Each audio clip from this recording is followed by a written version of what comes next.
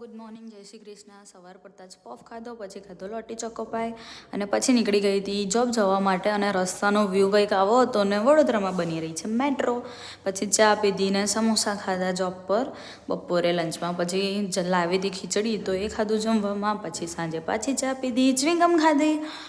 પછી રાત્રે ઘેટા વગરાના જેમ છૂટ્યા હોય એમ અમે બધા ઘર તરફ પ્રસ્થાન કર્યો.